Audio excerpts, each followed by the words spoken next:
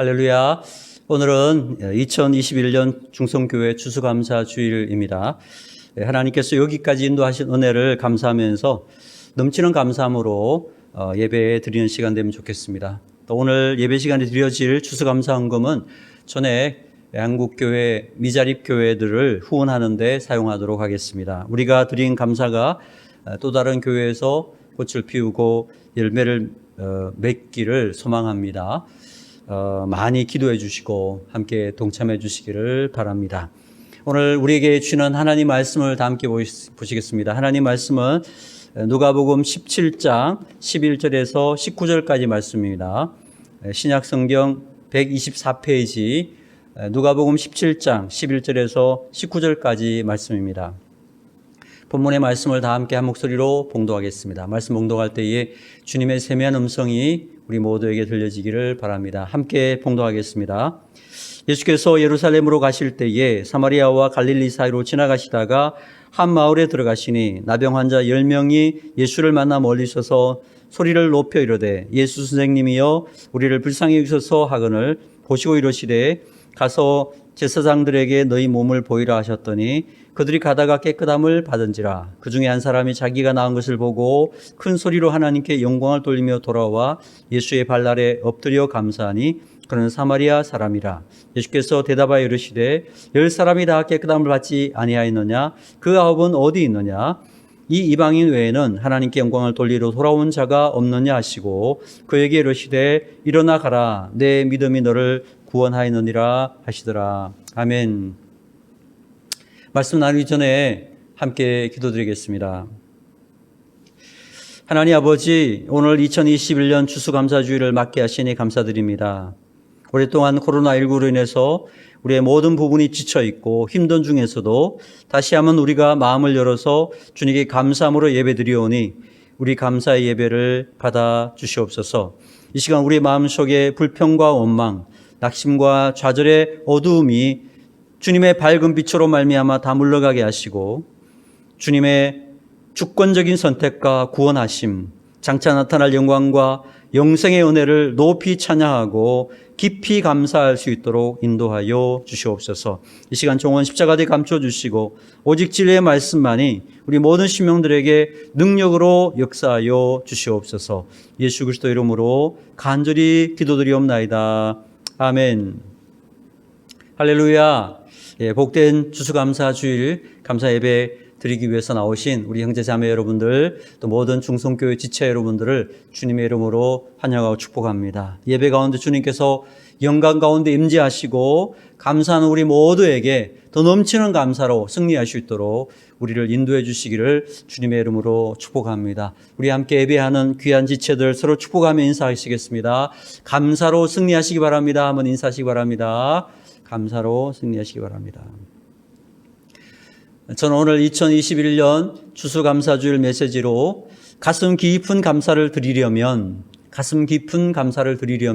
이라는 제목으로 하나님 말씀 증거하도록 하겠습니다. 자, 오늘 본문을 보시면 예수님께서 예루살렘으로 가시다가 한 마을에 들어가셨는데 거기에 나병 환자 10명이 있었습니다. 그들이 예수님을 알아보고 멀리 서서 소리를 높여 외쳤습니다. 멀리 서서 소리를 외쳤다. 참 안타까운 장면이라고 할 수 있습니다. 레위기 13장 45절에서 46절을 보면은 이 나병에 걸린 사람들이 꼭 해야만 하는 5가지 의무적인 행동이 있었다는 것입니다. 요즘도 우리가 코로나 걸리면은 의무적으로 강제 격리가 되듯이 나병 환자들에게 주어진 5가지의 의무가 있었는데요. 어떤 의무가 있었느냐? 첫째는 찢어진 옷을 입고 다녀야만 했었습니다. 요즘은 일부러 찢어진 옷을 입고 다니는데 옛날 같으면 나는 나병 환자입니다 이런 의미가 있는 거죠. 둘째는 머리를 풀어헤치고 다녔다는 겁니다. 당시에 머리를 풀어헤치면 나병 환자거나 창녀거나 둘 중에 하나였습니다. 굉장히 부정한 거죠. 셋째는 부정하다 큰 소리로 외쳐야 했다는 것입니다. 사람마다 숨기고 싶은 것이 있는데 만약에 소리를 안 쳤다가 나병 환자인 것이 드러나게 된다면 돌에 맞아 죽게 되기 때문에 사람들이 가까이 오면은 부정하다고 소리를 쳐야만 했었습니다. 넷째는 평생을 혼자 살아야만 했고요. 5번째는 동네 밖에서 살아야 했다라는 것입니다. 어쩌면 나병에 걸렸다는 것은 세상에서 가장 불쌍한 인생이 된다, 이런 뜻이라고 할 수 있을 것입니다. 몸도 아프지만 절대적으로 사회와 격리를 당하게 되니까 얼마나 불행한 삶을 살았겠습니까? 차별 중에 이런 차별이 없습니다. 그러다 보니까 나병 환자들에게는 빛도 없고 소망도 없고 그냥 깜깜한 절망 속에 살아갈 수밖에 없는 그런 사람들이었다는 것입니다. 자, 나병 환자들이 예수님 보고서 멀리 서서 소리를 친 이유를 이제 아시겠죠? 자, 그러면 뭐라고 소리를 쳤습니까? 오늘 말씀 보니까 예수 선생님이여 우리를 불쌍히 여기소서, 정말 간절하고 절박한 그런 마음으로 예수님의 이름을 불렀다는 겁니다. 우리를 불쌍히 여겨주십시오. 자, 그랬더니 예수님께서 그들의 그 간절함, 지푸라기라도 잡고자 하는 그 절박한 마음을 보시고 그들을 능력으로 치유하시고 깨끗하게 고쳐주셨다라는 말씀이 오늘 기록이 되어 있습니다. 여러분, 우리도 마찬가지입니다. 지금도 우리 어떤 절망과 어둠 속에 있다 한다 하더라도요, 주님을 간절히 찾고 구하는 자들에게는요, 주님은 여전히 오늘도 만나주시고 빛을 비춰주시고 세상이 해결할 수도 없는 그런 문제들도 그 능력으로 고치시고 회복시켜 주시는 우리 주님이신 것을 믿으시기를 바랍니다. 자, 그런데 문제는 10명의 나병 환자가 고침을 받았는데요, 그 중에 한 사람만이 다시 돌아와서 예수님께 감사를 표했다는 것입니다. 자, 우리 17절에서 19절 말씀을 보시겠습니다. 같이 봉독하겠습니다. 예수께서 대답하여 이르시되 10사람이 다 깨끗함을 받지 아니하였느냐? 그 9은 어디 있느냐? 이 이방인 외에는 하나님께 영광을 돌리러 돌아온 자가 없느냐 하시고 그에게 이르시되 일어나 가라, 내 믿음이 너를 구원하였느니라 하시더라. 돌아와 감사했던 이 사람에게만 더 큰 은혜의 세계가 열리게 되었다라는 것입니다. 감사를 드렸더니 몸뿐만 아니라 영원히 구원받는 새로운 은혜의 세계가 열리게 되었다라는 것입니다.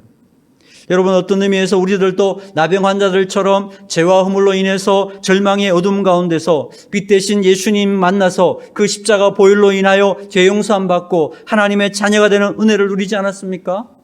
그런데 우리가 기억할 것은 이 10명이 고침받았지만 단 한 사람만 돌아와서 감사했다는 거예요. 그리고 그 감사한 한 사람에게만 새로운 은혜의 세계가 열리게 되었다라는 것입니다. 그만큼 감사하는 것은 중요한 일인 것입니다. 저는 우리 충성교회 모든 믿음의 지체들이 돌아와서 감사했던 이 한 사람, 이 넘치는 감사의 한 사람, 그래서 하나님의 은혜의 새로운 문이 열려지는 그러한 주인공들이 다 되기를 주님의 이름으로 축원합니다. 자, 오늘 본문에서 돌아와서 감사했던 이 한 사람 모습을 통해서 크게 두 가지의 영적인 의미를 살펴보도록 하겠습니다. 첫 번째는요, 마지막은 항상 감사로 마무리하는 습관을 가지라는 것입니다. 우리가 인생을 살다 보면 잘 될 때도 있지만 여러 가지 고난과 역경도 있다라는 것입니다. 그런데 무슨 일을 만나든지 그 마무리는 항상 감사로 끝내야 된다는 것입니다. 오늘 본문에 보니까 감사로 마무리한 이 한 명과 감사가 없었던 9명은 완전히 다른 결과를 맞이하게 되었다는 것입니다. 감사로 마무리한 한 사람은 나병이 치유될 뿐만 아니라 천국을 선물로 받는 구원을 얻게 되었다는 것입니다. 더 크고 놀라운 새로운 은혜를 덧입게 되었다는 것입니다. 우리가 인생을 살아가다 보면 여러 고난과 어려움을 만날 수가 있습니다. 맑은 날도 있지만 먹구름과 소나기가 쏟아질 때도 있는 것처럼 인생은 여러 가지 어려운 문제를 만날 수가 있습니다. 그럴 때 너무 힘드니까 사람들이 어떻게 합니까? 너무 힘들면요, 도망가고 잠수 타고 회피해버린다는 것입니다. 물론 그 마음은 이해가 됩니다. 얼마나 어려우면 저럴까 이해는 되지만 그렇게 계속 하다 보면 결국 마무리하는 것이 뭡니까? 회피라는 것이 마무리예요. 그러다 보니까 그렇게 하면서 무너지고 실패하고 말게 된다는 것입니다. 자, 이런 경험들이 자꾸 쌓이면 어떻게 됩니까? 결국 실패의 징크스가 만들어지게 될 수밖에 없다라는 것입니다. 자, 여러분, 스포츠에는 징크스들이 참 많이 있습니다. 예를 들면 우리나라는요, 중국에 비해서 나라는 작지만 축구에서만큼은 중국을 압도하지 않습니까? 제 기억에는 거의 진 걸 본 적이 없습니다. 그런데 이게 실력도 실력이지만요, 중국은 한국 축구에 대한 두려움을 가지고 있다라고 말을 합니다. 공한증이라고 하죠. 예. 경기를 해보기도 전에 한국 그러면 우리를 이기는 나라, 우리가 질 수밖에 없는 강적, 이런 생각을 한다라는 것입니다. 왜 그렇습니까? 이미 과거에 패한 경험이 너무너무 많기 때문에 그렇습니다. 그래서 실력보다도 이 멘탈이 이미 무너졌기 때문에 이길 수가 없는 거죠. 바로 이런 걸 징크스라고 합니다. 저도 탁구라는 것으로 운동을 하고 있으니까요, 이 징크스라는 걸 너무너무 잘 알고 있습니다. 이전 시합에서 졌던 사람과 딱 시합장에서 만나게 되면요, 게임을 해보면 시합도 하기 전에 벌써 멘탈이 흔들려요. 그래서 뭘 해보기도 전에 하다가 그냥 무너지는 경우가 많이 있습니다. 그리고 다음에 만나잖아요. 그러면 또 그 졌던 장면이 생각이 나가지고 또 흔들리고, 그래서 지고, 이게 반복돼서 악순환의 고리, 패배의 고리가 생기게 되더라는 것입니다. 마찬가지로 인생의 고난에서 늘 실패하는 사람들은 도망가고 숨고 회피하는 사람들이라는 것입니다. 고난을 회피하다 보니까 두려움에 사로잡히게 되고 아무 일도 하지 못하고 결국은 실패하는 그런 인생이 되고 만다라는 것입니다. 그러므로 하나님의 백성들은 이런 실패의 고리를 끊어야 된다라는 것입니다. 어떻게 끊을 수 있습니까, 여러분? 무슨 일을 만나든지 그 마지막을 감사로 마무리하라는 것입니다. 왜 그렇습니까? 여러분, 감사는요, 실패를 돌파하는 능력이 되기 때문에 그렇다는 것입니다. 마지막을 감사함으로, 마지막을 은혜로, 마지막을 승리로 마무리하고 끝내라는 것입니다. 그러면요, 이 실패의 징크스가 깨어지고 새로운 승리의 징크스가 만들어지게 된다는 것입니다. 작은 승리를 자주 맛보고 승리로 계속 마무리를 하다 보면요, 승리에 익숙해지게 되고요. 그러면 두려움이 아니라 자신감과 용기를 가질 수가 있게 되고요. 그래서 계속해서 승리할 수 있는, 승리를 맛보는 인생으로 변화될 수 있다라는 것입니다. 이런 의미에서 여러분, 하루의 마지막은 절대로 실패로 마무리하면 안 된다는 것입니다. 저도 잠들기 전에 무릎 꿇고 하나님 앞에 기도하면서 하루 동안에 있었던 일들을 감사하면서 마무리합니다. 여러 가지 일들을 경험했을 거 아닙니까? 고통스럽고 힘든 일이 있다 하더라도요, 다 감사함으로 마무리하는 거예요. 감사합니다, 주님. 그리고 딱 잠들면 마음 가운데 감사가 가득하잖아요. 그러니까 꿈도 좋은 꿈 꾸고 아침에 일어나도 개운하고, 감사로 마무리해야 승리하는 것입니다. 여러분, 우리가 어떤 일을 마칠 때도 마찬가지입니다. 잘했든 못했든 간에 일을 마무리할 때는 감사로 끝을 내는 것입니다. 감사로 마무리하는 것 자체가 승리가 된다라는 것입니다. 혹시 실패했더라도 감사를 하게 되면요, 이 감사는 실패를 돌파하는 능력을 갖다 주기 때문에 감사하면 다음에는 승리할 수 있게 된다는 것입니다. 이제 우리가 한 해도 한 달밖에 남지 않았는데 이 한 해를 감사함으로 마무리하게 되면요, 그 해는 승리하는 것입니다. 넘치는 감사함으로 하나님께 영광 돌리는 것 자체가 승리가 되기 때문에 그렇다는 것입니다. 저는 2년 가까이 우리를 힘들게 만든 이 코로나19도요, 그 마지막 끝은 감사해야 된다고 생각합니다. 이제 언젠가는 끝이 날 텐데 이 끝이 나는 그 순간에 우리는 코로나를 감사로 마무리하자는 거예요. 발원지인 중국을 보면서 미움과 증오와 원망하면서 마무리하지 말고 이 모든 것을 합력하여 선을 이루시는 그 하나님의 역사를 기대하면서 감사함으로 마무리하는 것입니다. 아멘입니까? 네, 그렇습니다. 사랑하는 여러분, 하나님께서는요, 우리에게 더 큰 것을 맡기실 때는 두 가지 조건을 보신다는 거예요. 첫 번째는 죽도록 충성하는가 보신다는 것입니다. 죽도록 충성하는 사람에게 더 큰 것을 맡기신다는 거예요. 네가 작은 일에 충성하였음에 더 큰 것을 내게 맡기리라. 충성하면 큰 것을 맡기셔요. 두 번째는 감사하는 자에게 큰 것을 맡기신다는 거예요. 여러분, 더 큰 것을 맡고 싶으세요? 충성하든지 감사하든지 해보시기 바랍니다. 그러면 하나님께서 새로운 은혜의 세계, 더 큰 것을 여러분에게 맡기실 것입니다. 오늘 본문에 보니까 10명 중에 1명이 돌아와 감사했습니다. 퍼센테이지로 하면 10%입니다. 참 이것은 저는 적절한 비율이 아닌가 생각합니다. 우리들도 일상 가운데 감사한 일들이 한 10가지가 있는데 보면 그 감사하는 거 보면은 한 10%? 한 가지 정도만 감사하는 것 같아요. 그조차도 감사하지 못할 때가 많이 있다는 것입니다. 자, 그런데 여러분 기억하십시오. 10가지 중에 한 가지만이라도 우리가 붙들고 정말 감사하는 마음으로 그 감사의 불을 붙이면요, 작은 불꽃 하나가 큰 불을 일으키듯이 감사의 불이 붙으면 그 하나의 감사로 인해서 우리의 삶 전체가 감사로 가득 차게 되는 하나님의 구원의 은혜가 임하는 놀라운 역사를 경험할 수 있게 되는 줄로 믿습니다. 유명한 찰스 스펄전 목사님이 이런 말을 했습니다. 촛불을 보고 감사하는 자에게 하나님은 전깃불을 주시고, 전깃불을 보고 감사하는 자에게 달빛을 주시고, 달빛을 보고 감사하는 자들에게 햇빛을 주시고, 햇빛을 보고 감사하는 자에게 하나님은 영원한 천국의 영광의 빛을 주신다. 그렇습니다. 여러분, 감사의 불을 붙이면 그 감사는 점점 더 커져서 우리의 온 삶을 구원하게 하는 그런 능력으로 역사하는 줄로 믿으시기를 바랍니다. 자, 오늘 본문에 보니까 예수님께서 그 아홉은 어디 있느냐 탄식하셨습니다. 이놈들 감사하지 않고 다 어디 갔느냐? 주님이 지금 분노한 게 아니에요. 안타까움으로 말씀하는 거예요.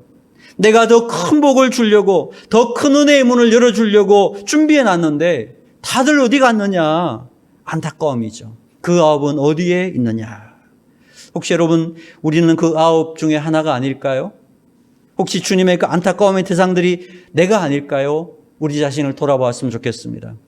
사랑하는 여러분, 우리 많이도 말고요, 오늘부터 한 가지만이라도 감사하는 것을 찾고 그것에 불을 붙여보시기를 바랍니다. 그러면요, 그 감사의 불이 번지고 번져서 내 삶에 결코 쇠하지 않는 영원한 영광으로 가득 채우는 은혜를 누릴 수 있게 될 줄로 믿습니다. 우리 이 땅 살아간 동안에 감사함으로 모든 일을 마무리하고 감사의 불길이 번져나가는 하나님의 놀라운 역사 있게 되기를 주님의 이름으로 축원합니다. 둘째로 우리가 생각할 수 있는 영적 의미는요, 감사는 표현하는 것이라는 것입니다. 자, 오늘 본문에 나오는 돌아온 한 사람은요, 자기의 병이 나은 것을 보고 돌아와 예수님께 감사를 표현했다라는 것입니다. 15절 16절을 보시기 바랍니다. 15절 16절 같이 읽겠습니다. 시작. 그 중에 한 사람이 자기가 나은 것을 보고 큰 소리로 하나님께 영광을 돌리며 돌아와 예수의 발 아래 엎드려 감사하니 그는 사마리아 사람이라. 예수님께 어떻게 했습니까? 예, 감사를 표했다라는 것입니다. 여러분, 감사는요, 표현하는 것입니다. 감사는 표현하는 것이에요. 감사합니다. 고맙습니다.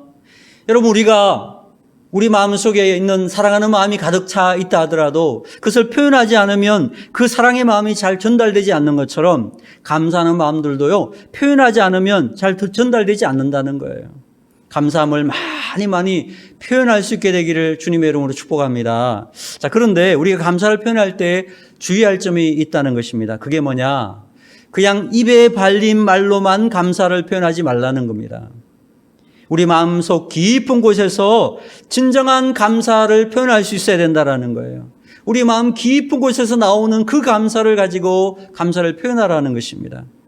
사람이란 존재는요, 입으로만 하는지 마음으로 하는지 느낄 수가 있어요. 입으로만 하는 감사인지 그 깊은 가슴에서 나오는 감사인지를 그걸 구분할 수 있는 존재가 사람이에요.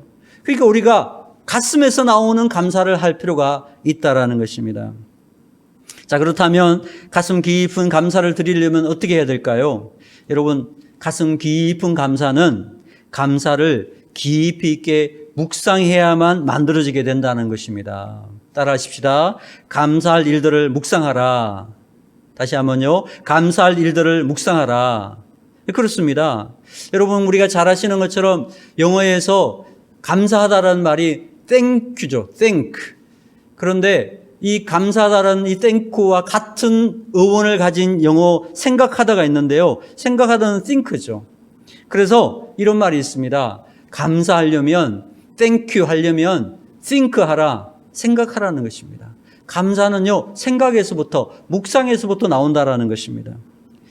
여러분, 우리가 누군가에게 선물을 줄 때 보십시오. 그 선물이 왜 귀한 것이 될 수가 있습니까? 아무리 작은 것이지만 선물은 귀한 것입니다. 그 선물이 귀한 이유는 이것입니다. 우리가 선물을 주고자 하는 마음을 가지게 되고요. 그 선물을 우리가 살려고 또 어떤 가게에 들르게 되고 선물을 포장하고 그런 모든 과정 속에서 우리는 무엇을 생각합니까?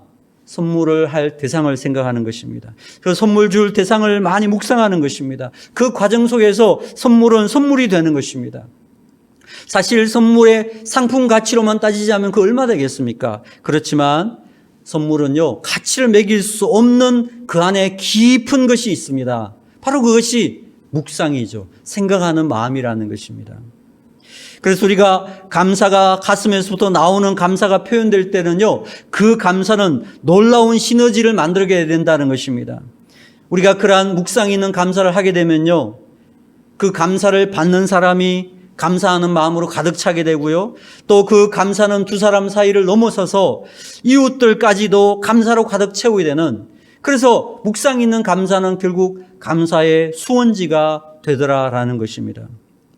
저는 추수감사 주일이 11월 말에 있는 것에 대해서 참 감사하는 마음을 갖습니다. 왜냐하면요, 이 한 해의 남은 시간을 감사를 묵상하면서 채우고 마무리할 수 있는 기회를 주기 때문에 그렇습니다.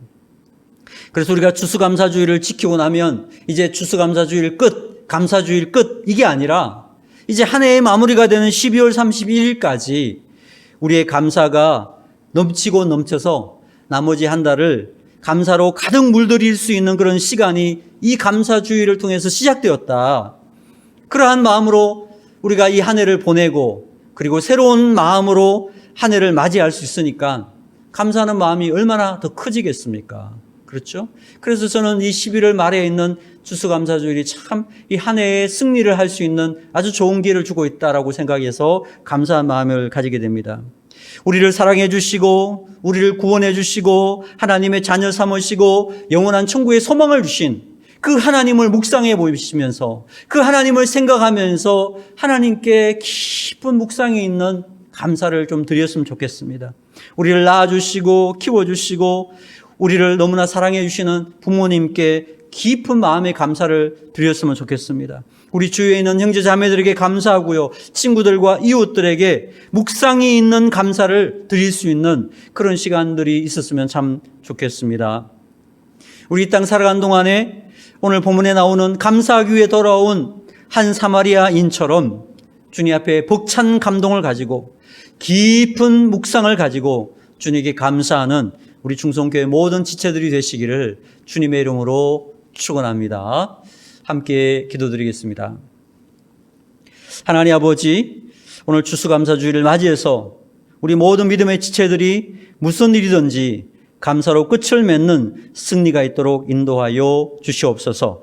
깊은 묵상을 통한 감사가 흘러넘치도록 은혜 베풀어 주시옵소서. 예수 그리스도 이름으로 간절히 축복하며 기도드리옵나이다. 아멘.